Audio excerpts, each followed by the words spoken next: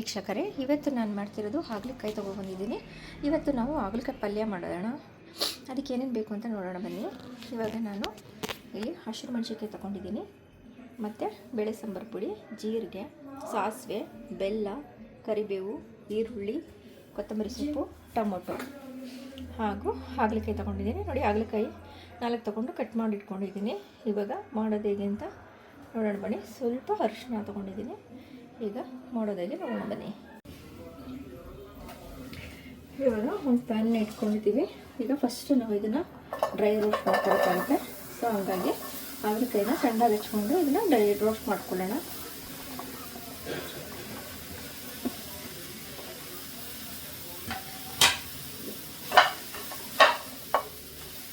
ಇದು ಸ್ವಲ್ಪ dry roast ಆಗೋವರೆಗೂ ಇದನ್ನು ಬಾಡಿಸ್ಕೊಳ್ಳೋಣ.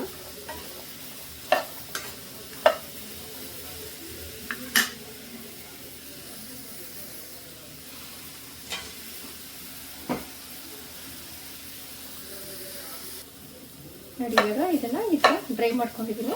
ಈ ಥರ ನಾವು ಸಣ್ಣದಾಗಿ ಹಚ್ಕೊಂಡು ಟೈಲ್ಸ್ ಮೇಲೆ ಹಾಕೋಬಿಡೋಣ. ಹಾಕೋಬಿಟ್ಟಾದ್ಮೇಲೆ ನಾವು ಈ ಥರ ಡ್ರೈ ಬಾಡಿಸ್ಕೊಂಡ್ರೆ ಕೈ ಸ್ವಲ್ಪ ಕಡಿಮೆ ಆಗುತ್ತೆ ಅಂತೇಳಿ ನಾವು ಈ ಥರ ಮಾಡ್ತೀವಿ. ಈಗ ಪ್ಲೇಟ್ನ ತಗೊಂಡು ಹಾಕೋತಾ ಇದ್ದೀನಿ. ಈಗ ಇದೇ ಪ್ಯಾನ್ ಇಟ್ಕೊಂಡಿದ್ದೀನಿ. ಇದೇ ಪ್ಯಾನ್ಗೆ ಸ್ವಲ್ಪ ಈಗ ಆಯಿಲ್ನ ಹಾಕೋತಾ ಇದ್ದೀನಿ.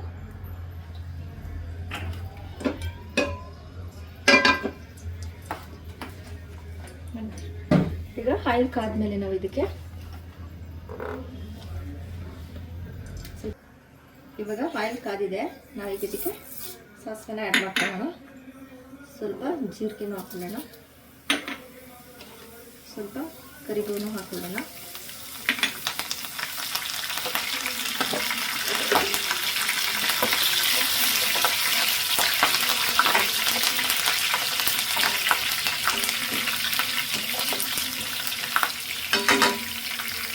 ಇದನ್ನು ರೋಸ್ಟ್ ಮಾಡಿಕೊಂಡು ಸ್ವಲ್ಪ ಹಸಿರು ಮೆಣಸಿನಕಾಯಿ, 2 ಈರುಳ್ಳಿನ ಕಟ್ ಮಾಡಿ ಹಾಕ್ಕೊತಿದ್ದೀನಿ. ಇವಾಗ ಇದನ್ನು ಈರುಳ್ಳಿನ ಕೆಂಪಗಾಗೋವರೆಗೂ ಹುರ್ಕೊಳ್ಳೋಣ. ಇವಾಗ ಈರುಳ್ಳಿ ಎಲ್ಲ ಚೆನ್ನಾಗಿ ಕೆಂಪಗಾಗಿದೆ. ಈಗ ಇದಕ್ಕೆ ನಾವು ಟೊಮೊಟೊನ ಆ್ಯಡ್ ಮಾಡ್ಕೊಳ್ಳೋಣ.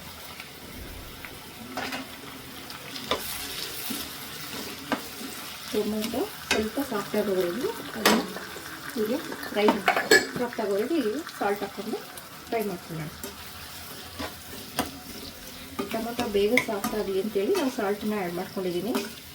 ಇವಾಗ ಬಿಡೋಣ ಆಗಲಿ. ಸ್ವಲ್ಪ ಅರಿಶಿನ ಹಾಕೊಳ್ಳೋಣ. ಅದು ಕೂಡ ಈ ಥರ ಮಿಕ್ಸ್ ಮಾಡ್ಕೊಳ್ಳೋಣ.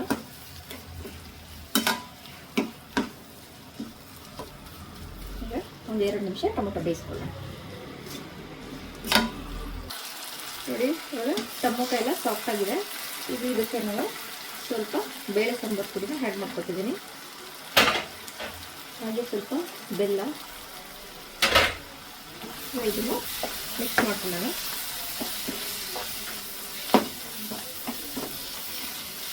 ಹೀಗೆ ಎಲ್ಲ ನೀಟಾಗಿ ಮಿಕ್ಸ್ ಮಾಡ್ಕೊಳ್ಳೋಣ. ಇವಾಗ ಇದೆಲ್ಲ ನೀಟಾಗಿ ಮಿಕ್ಸ್ ಮಾಡ್ಕೊಂಡಿದ್ದಾಯಿತು. ಇದಕ್ಕೆ ನಾವೀಗ ಬಾಡಿಸಿಟ್ಕೊಂಡಿರುವಂಥ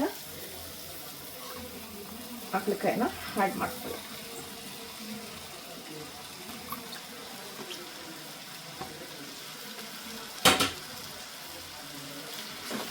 ಇದನ್ನು ನೀಟಾಗಿ ಮಿಕ್ಸ್ ಮಾಡ್ಕೊಳ್ಳೋಣ.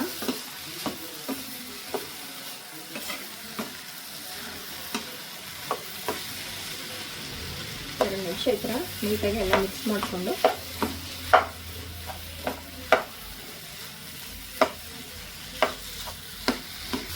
ಇವಾಗ ನೀಟಾಗಿ ಮಿಕ್ಸ್ ಮಾಡಿಕೊಂಡು ಸ್ವಲ್ಪ ಬೇಯಿಸ್ಕೊಂಡಿದ್ದಾಯಿತು. ಇವಾಗ ನಾವು ಇದಕ್ಕೆ ಇನ್ನು ಸ್ವಲ್ಪ ನೀರನ್ನ ಆ್ಯಡ್ ಮಾಡ್ಕೊಳ್ಳೋಣ.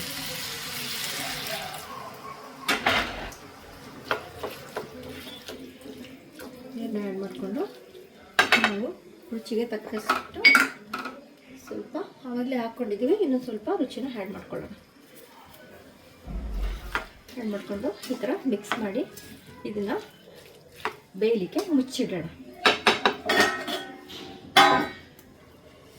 ಇವಾಗ ಬೆಂದಿದೆ ನೋಡೋಣ ಬನ್ನಿ. ನೋಡಿ ಎಷ್ಟು ಚೆನ್ನಾಗಿ ಬಂದಿದೆ ಅಂತ. ಈ ಥರ ಮಾಡಿಕೊಂಡ್ರೆ ಸ್ವಲ್ಪನೂ ಕೈ ಇರಲ್ಲ, ಮಕ್ಕಳೆಲ್ಲ ತಿನ್ಬೋದು. ಈಗ ಲಾಸ್ಟದಾಗಿ ಸ್ವಲ್ಪ ಕೊತ್ತಂಬರಿನ ಆ್ಯಡ್ ಮಾಡ್ಕೊಳ್ಳೋಣ. ಕೊತ್ತಂಬರಿ ಹಾಕ್ಕೊಂಡು ಮಿಕ್ಸ್ ಮಾಡ್ಕೊಳ್ಳೋಣ.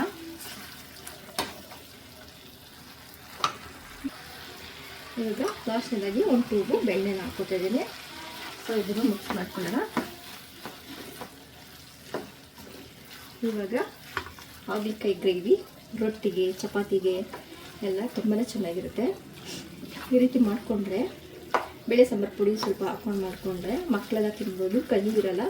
ಇವಾಗ ನೋಡಿ, ನಾನು ಇವತ್ತು ರೊಟ್ಟಿನ ಮಾಡ್ತಾಯಿದ್ದೀನಿ. ರೊಟ್ಟಿ ಜೊತೆಗೆ ಈ ಹಾಗಲಕಾಯಿ. ವೀಕ್ಷಕರೇ, ನೀವು ಇದೇ ಮೆಥಡಲ್ಲಿ ಮಾಡ್ಕೊಳ್ಳಿ. ಹೇಗಿತ್ತು ಅಂತ ಕಮೆಂಟ್ ಮಾಡಿ ತಿಳಿಸಿ. ನೋಡಿ ಎಷ್ಟು ಚೆನ್ನಾಗಿ ಬಂದಿದೆ ಅಂತ. ಸಬ್ಸ್ಕ್ರೈಬ್ ಮಾಡೋದು ಮರಿಬೇಡಿ.